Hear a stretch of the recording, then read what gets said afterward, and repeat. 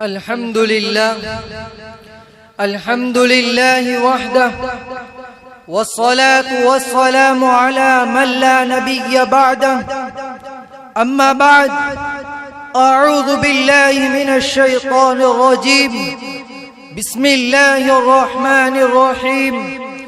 يا أيها الذين آمنوا اتقوا الله وقولوا قولا سديدا يصلح لكم أعمالكم ويغفر لكم ذنوبكم ومن يطع الله ورسوله فقد فاز فوزا عظيما.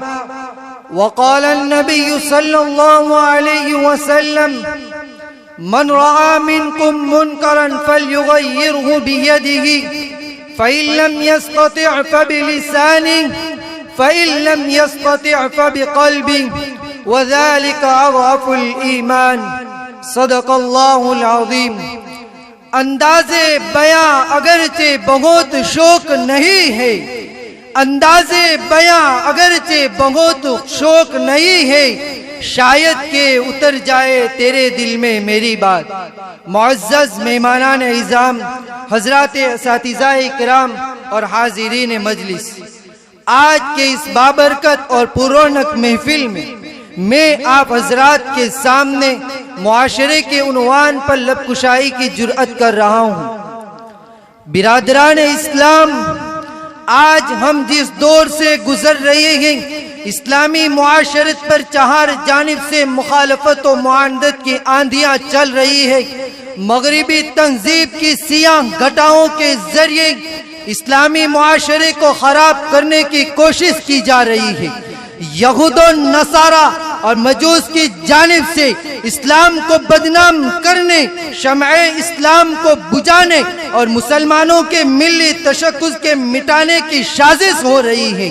اور یہ صرف مغربی تہذیب کا اثر اور اہل یورپ کی ناپاک سازش کا نتیجہ ہے کہ آج ہر طرف یہ صدا بلند کی جا رہی ہے کہ مسلمان حیران اور پریشان نظر آ رہا ہے، بدحالی اور زبوحالی کا شکار ہے. مسلمانوں پر ظلم و استبداد کے پہاڑ توڑے جا رہے ہیں. حالانکہ تاریخ بتاتی ہے ماضی میں مسلمانوں ہی نے دنیا کے اکثر حصوں پر حکمرانی کی تھی، بڑے سے بڑے مغرور اور متکبر کو مٹا دیا تھا. یہی وہ مسلمان ہے جنہوں نے عدل و انصاف کا ایک لاجواب اور بے مثال عمل پیش کر کے دکھایا تھا، جنہوں نے صداقت اور سچائی کو عملی جامہ پہنایا تھا. جہاں ہم تہذیب و تمدن کے پیکر تھے، آج ہم خود دوسروں کی تہذیب کو اپنانے کی کوشش کر رہے ہیں. ہماری عزت و حرمت ہم سے دور ہو گئی، دوسری قوموں نے اس کو اپنا لیا. اسلام کے پروانوں، ہمارے معاشرے میں چوری، ڈکیتی، ظلم و زیادتی، غیبت، چغلی کا رواج عام ہو گیا ہے. نئی نئی برائیاں وجود میں آ رہی ہے. بھائی بہن میں لڑائی، باپ بیٹوں میں تفرقہ اور دشمنی ایک معمولی چیز جانی جاتی ہے. بھائی بہن کے حصوں کو دبا رہا ہے. ایک دوسرے کے حقوق صحیح طور پر ادا نہیں کیے جاتے. اخبارات میں آئے دن خبریں شائع ہوتی ہے، مسلمان نے اپنے بھائی کو قتل کر دیا، باپ کو مار دیا. مسلمان چوری کرنے کی وجہ سے قید خانے میں گرفتار ہے اور جیل کی تکالیف کو برداشت کر رہا ہے. افسوس، آج مسلمان علاقائی اور خاندانی مناسبت سے بکھرے ہوئے. اگر تمام مسلمان مل کر ایک مرکز پر جمع ہو جائے، مسلمانوں کے اندر وہی عظمت و شوکت واپس آ جائے جو آج سے 1400 سال پہلے صحابہ اکرام رضی اللہ تعالیٰ عنہم کی تھی. مسلمانوں کی شان ایک ہونی چاہیے.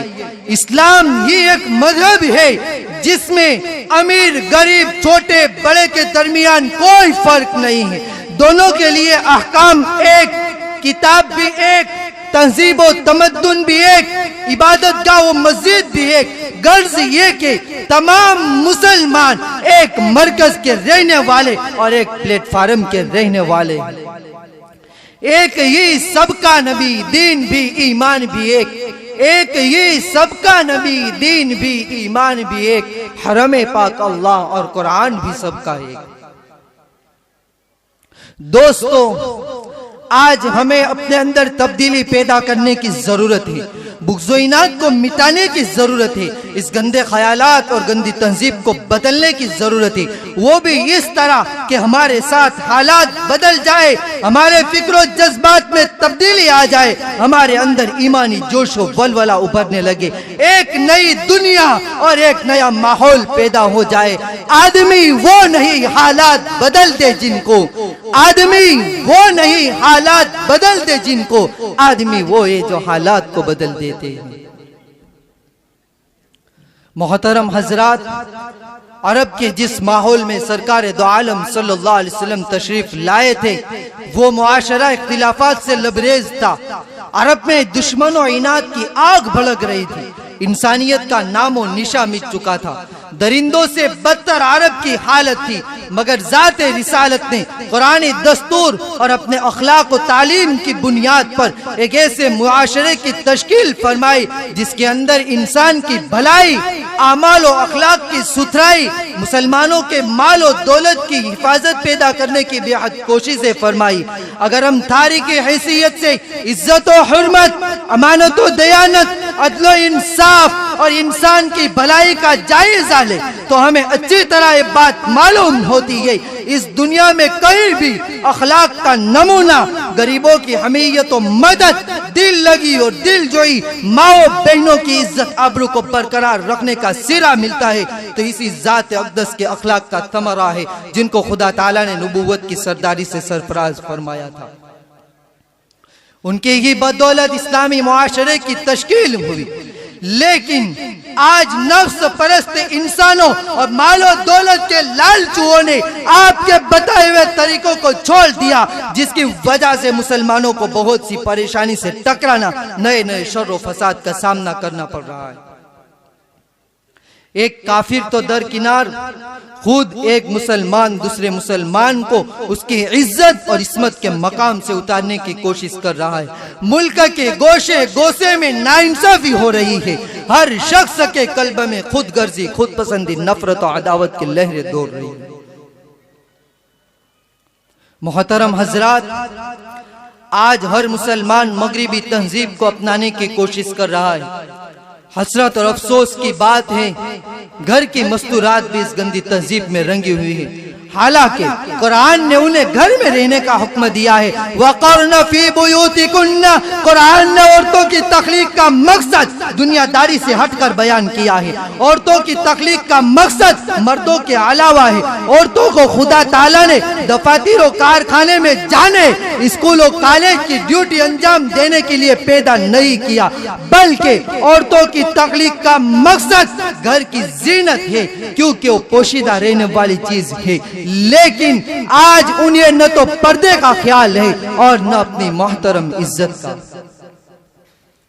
دور حاضر کے بے شرم افراد نے ان کی تخلیق کا مقصد ہی کچھ اور بنا لیا ہے۔ جب شریعت کی روح سے وہ اذان نہیں دے سکتی، زور سے تلاوت قرآن نہیں کر سکتی، اپنی آواز کو بلند نہیں کر سکتی، تو اس کے لیے کس طرح جائز ہوگا کہ وہ خارجی امور کو انجام دے؟ برادران اسلام، بالآخر ایک خرابی معاشرے میں کیوں بڑھ پکڑ رہی ہے؟ اس کی وجہ صرف ہے کہ عصبیت ہماری رگوں میں خون کی طرح دوڑ رہی ہے۔ حالانکہ قرآن ہمیں زوال کی تاریکی سے نکال کر عروج کی بلندی پر پہنچانا چاہتا ہے۔ اسلام حق کو غالب کرنا، بغض و عناد کو مٹانا چاہتا ہے۔ اسلام نفرت و عداوت کے دلدل سے نکال کر اتحاد و اتفاق، اخوت و بھائی چارگی، الفت و انسیت کے چمن میں لے جانا چاہتا ہے۔ قرآن کریم مسلمانوں کو اتحاد و اتفاق کی پکار لگاتا ہے۔ وَاعْتَصِمُوا بِحَبْلِ اللَّهِ جَمِيعًا وَلَا تَفَرَّقُوا، اے مسلمانوں، اللہ کی رسی کو مضبوطی سے تھام لو اور تفرقہ مت کرو۔ پوری جماعت اسلام اللہ کے بتائے ہوئے طریقوں کو اپنائے۔ اسلام متفرق طور پر رہنا پسند نہیں کرتا، بلکہ اسلام اتحاد و محبت لے کر طلوع ہوا ہے۔ قرآن کریم مسلمانوں کو اتحاد و اتفاق کا درس دے رہا ہے، اخوت پرستی کی دعوت دے رہا ہے۔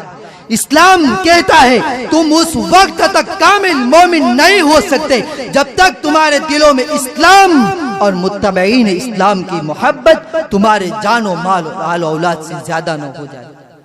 مسلمانوں کی عزت کے خاطر اپنے مال و دولت کو قربان نہ کر ڈالو۔ بادشاہ ہو یا فقیر، ہر ایک کی محبت برابر ہونی چاہیے۔ لیکن آج ہمارا حال یہ ہے کہ ہم غریبوں پر ظلم و ستم کے پہاڑ تولتے ہیں۔ مسلمان دوسرے کے حقوق کو دبا رہا ہے، بھائی بہن کے حصے کو پورے طور پر ادا کرنا نہیں چاہتا، حالانکہ یہ حقوق العباد میں سے ہے جو حقوق اللہ سے بھی زیادہ سخت ہے۔ حقوق اللہ تو معاف بھی ہو سکتے ہیں چونکہ خدا تعالیٰ غفار رحمان رحیم ہے، اپنے بندوں کی عاجزی کو پسند کرتا ہے۔ اگر کوئی بندہ توبہ کرتا ہے تو خدا تعالیٰ اس کی توبہ کو قبول کرتا ہے، مگر حقوق العباد کو معاف کرنے کا حق صرف اسی بندے کو ہے جس کا حق دبایا گیا ہے۔ حدیث شریف میں آتا ہے اگر کسی نے کسی کو بلا وجہ مارا، کسی کی زمین پر ناحق قبضہ کر لیا، کسی کا حق دبا لیا، اس کو قیامت کے دن معاف نہیں کیا جائے گا جب تک کہ وہ مظلوم بندہ اسے معاف نہ کر دے۔ حضرات گرامی، جس قدر حقوق العباد کا معاملہ سخت ہے اتنی معاشرے میں غفلت برتی جاتی ہے۔ آج ہم نے چند چیزوں کا نام دین رکھ لیا ہے، نماز روزہ زکوٰۃ کے علاوہ باقی امور کو دین سے خارج کر دیا ہے، حالانکہ غیبت اور چغلی کا نہ ہونا حقوق معاشرے میں شامل ہے۔ لیکن افسوس ہم نے ارشاد خداوندی اور فرمان رسول کو چھوڑ دیا۔ ہمیں تاریخ کو پڑھنے کی ضرورت ہے۔ سرکار دو عالم صلی اللہ علیہ وسلم نے اپنے اخلاق اور عادات کے ذریعے ایسے معاشرے کی تشکیل فرمائی تھی جس میں خرافات و جرائم سے نفرت پیدا ہو۔ آپ کے صحابہ کے دلوں میں اپنی جان سے زیادہ دوسروں کی محبت تھی۔ مسلمانوں کی عزت کے خاطر ان فدائیان نبوت نے اپنے آپ کو قربان کر ڈالا تھا اور یہ ان کی فطرت بن چکی تھی، انہوں نے جان کی بازیاں لگا دی تھی۔ لیکن آج ہماری حالت کچھ اور ہے۔ ہم نے غیروں کے طریقوں کو اپنا لیا ہے۔ ہم نام کے مسلمان ہیں، عمل سے کوئی واسطہ نہیں۔ ہمارے اور دیگر لوگوں کے درمیان کوئی فرق نہیں۔ ہم ایسے خرافات اور بدعات میں مبتلا ہے جن کو دیکھ کر خدا تعالیٰ لعنت بھیجتا ہے۔ اسی کو شاعر کہتا ہے سب کچھ ہو رہا ہے اس ترقی کے زمانے میں، سب کچھ ہو رہا ہے اس ترقی کے زمانے میں، مگر کیا غضب ہے آدمی انسان نہیں ہوتے۔ دوستو، ضرورت ہے سرکار دو عالم صلی اللہ علیہ وسلم کی زندگی اور قرآن کریم کے پیش کردہ قوانین کو سامنے لانے کی۔ وما علینا الا البلاغ۔